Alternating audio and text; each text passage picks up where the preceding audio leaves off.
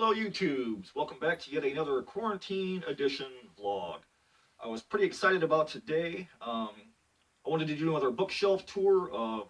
Reading, one of my big passions. I love books. I usually hunt down the books that I grew up with. I try to grab first edition, first printings.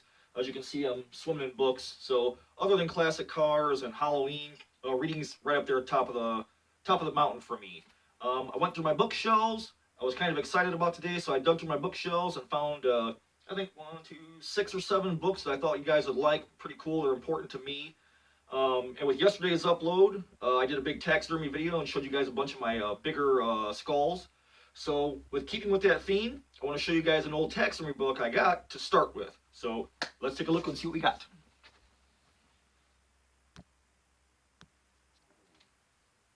Alrighty, so I thought we would start in Methods in the Art of Taxidermy by Oliver Davey. This book is from 1900. It's in beautiful shape. I got really lucky and won this in an eBay auction. The spine's in great shape. The inside's got a little bit of yellowing, but hey, it's 120 friggin' years old. It's a super cool book. They talk about all the original old methods of taxidermy using arsenic and plaster and chloroform and all kinds of stuff. Which is all poisonous now, turpentine, all kinds of stuff. They show you how to mount birds, how to pick them apart and set the bones, how you wrap them within twine to keep their wings down. Here's some of the early utensils that some of those guys were using. Knives, scalpels, scissors. This is some of the basics in the front. Then they go into each end of the individual animals. Let's see. The birds is a pretty interesting chapter. Pulling out the eyes, taking an owl's eyes out with the tendons. That's a part in here. Skinning a bird's neck and putting the skin back on. Straw forms, all kinds of cool stuff in here. Like I said, it's 120 years old, naming all the bird parts. So the plates are pretty old, but it's from 1900, so just another one of my most favorite books. I've never seen this book again. I think I've seen this book once. I've never seen it in this condition. The book I saw was like $200 and it was falling apart. The spine was separated. And I think I paid like $30 for this in an eBay auction, if I remember right, like 7 or 8 years ago. And this one I keep out of the sunlight, because if you're going to have old books, sunlight is your enemy. It'll turn the pages yellow, and you don't like the sun beating on them. It's not good for old books. So most of my older stuff, I keep in a special bookcase on the other side of the house in a spare bedroom. All right, birds, how to pull out their innards. What else is in here? Let's see. I got a page marked. How to put a rod through an eagle's foot. Yeah, try and do that nowadays. They'll take your frickin' house for the Migratory Bird Act. So, like Dave was saying yesterday in his video, it's at the Weird Kid Show channel. Birds are iffy. You don't want to be touching birds. If you so much pick up a feather, they'll come after you for it, from like a red-tailed hawk or a migratory bird or something. So you just got to be careful. I think they added crows in the 30s sometimes here in America. In England, it's okay. You can take crows all the time.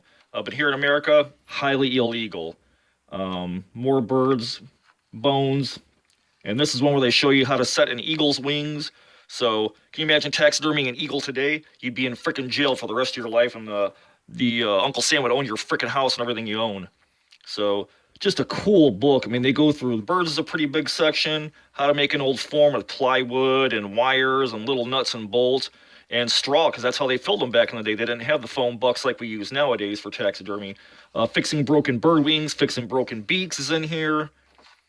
So, it's a pretty cool book. Drying little racks, cones for birds so their feathers don't get jacked up when you're setting them. Let's see what else is in here. Swans, puffins, yeah, stuff that you couldn't touch nowadays. There's no way. American goshawk, and all the hawks are beautiful. But it's a really great shape book. I mean, this thing is in beautiful shape. It's a book I would never part with. This will be passed on to my kiddos.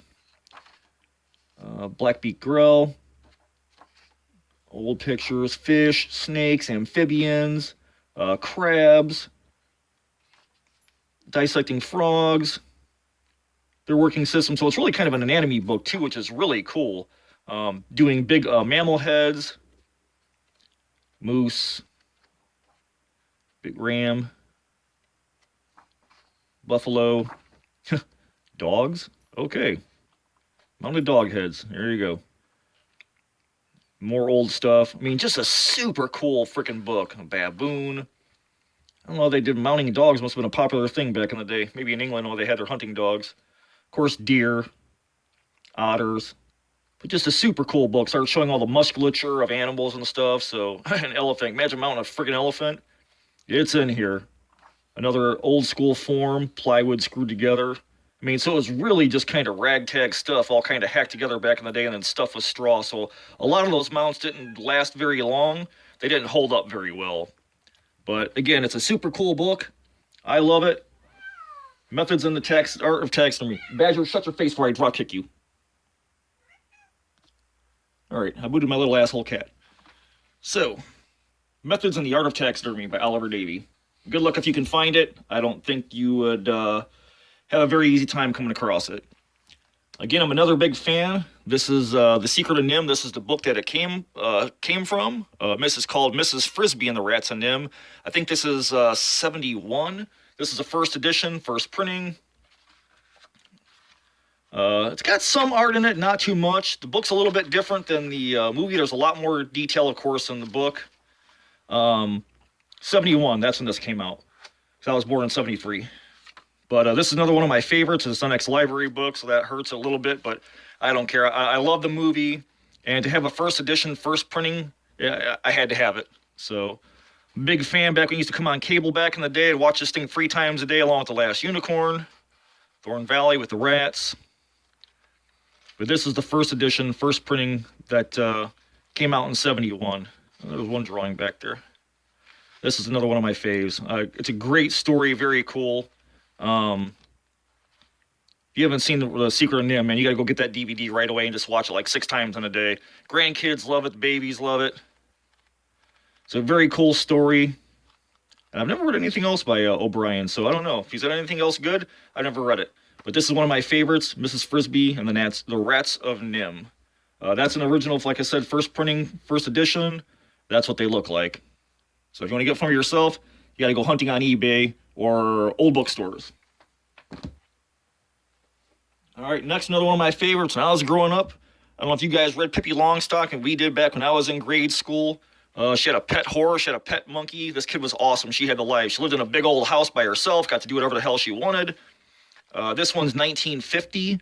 This is a first edition. I think a second printing. But I loved these books as a kid. There's a bunch of them. And I wanted to get me a first edition, first printing. But man, they're crazy, ridiculous expensive. This one doesn't have the dust cover, but it's a first edition. But again, I love me some Pippi Longstocking. Man, we used to read all her books in school all the time and do reports on them. And there were picture books versions of them. But there's her pet horse. But I love me some Pippi Longstocking. She was one of my favorites growing up with like Gus the Ghost. But again, this is a first edition, first printing. Missing the dust cover. But if you don't got Pippi Longstocking in your life, you got to go find some. Pippi Longstocking. And this is a Viking book, so that is my Pippi Longstocking first edition. And it's going back a little bit further.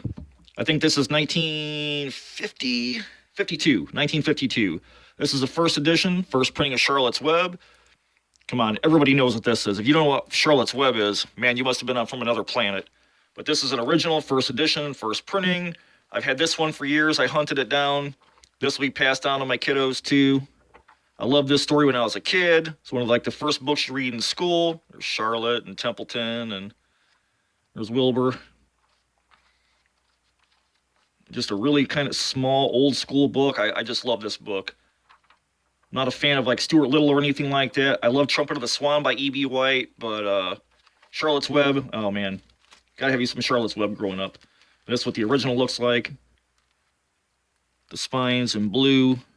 Charlotte's Web on the cover. Very old, original dust jacket. $2.50. Kind of expensive in 1950. But I love this book. I love me some E.B.White. I love Charlotte's Web, hands down. All right, let me see what else I got for you guys. We got another one. Ernest Hemingway, Old Man of the Sea. This is another book that's, I want to say 1952, I think. It's a cool story. I think I read this for the first time in high school. Check that out, Ex Libris. Very cool. Um, about an old man. And Hemingway used a lot of religious references and stuff in his writing and iconography. And this old man goes out to the sea to get something to eat. He's living in a little simple farmer's shack, and he hooks a big ass marlin, and he's trying to bring it back into shore. And he's got storms, and sharks are attacking it, and he barely makes it back into the harbor. But it's another. I just love this story. I love this book. It's freaking awesome. So when I got older and I got out of high school, I was hunting for this one for a long time. I don't think there's many pictures at all in this thing, if anything. But I love me some Old Man the Sea. It's a great read.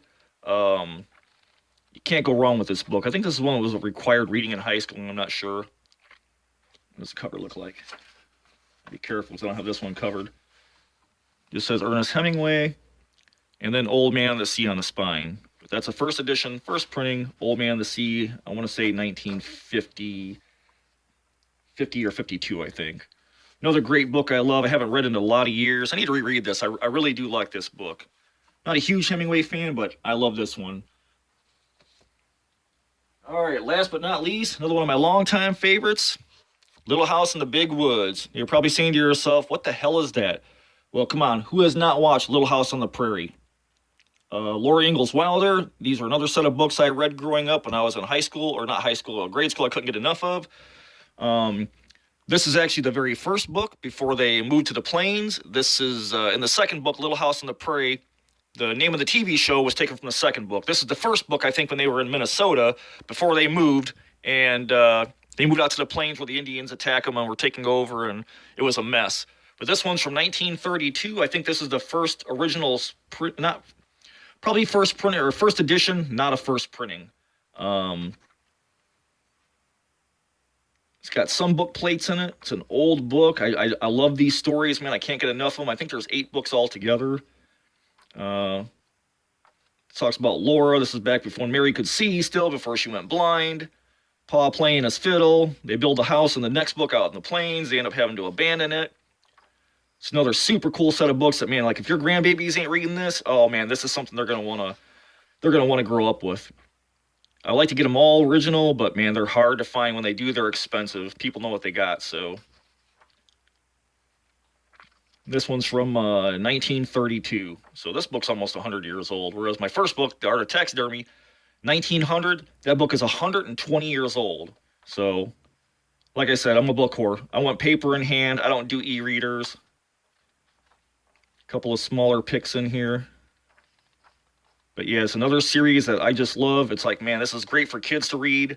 It's a very old book, so I put this one in my spare bedroom to keep the sun away from it, in a barrister bookcase with I put Arm & Hammer boxes in there to suck all the humidity and stuff out of my cases. But this is another old one, another one of my favorites. I love these series of books. Can't get enough of them.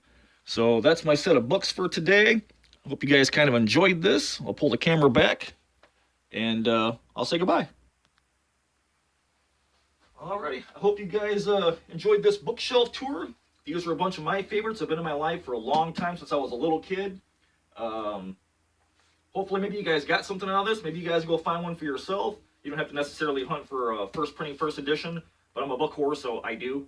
If you guys get a chance, go check out my brothers in the Trio of Terror, Vic Springston and Dave at the Weird Kid Show channel. We're doing daily vlogs, trying to keep you guys busy during all the quarantine and the stupidity that's running around on the news and everything else. So, hopefully you guys enjoy what I got for you today. We still got a whole lot more coming. So, thanks for watching, and go watch my brothers in the Trio of Terror. If you guys can find something like this, go get you some and give it to your babies. This is the stuff they're gonna grow up with, want to keep in their life forever. So, thanks for watching. I'll see you guys next time.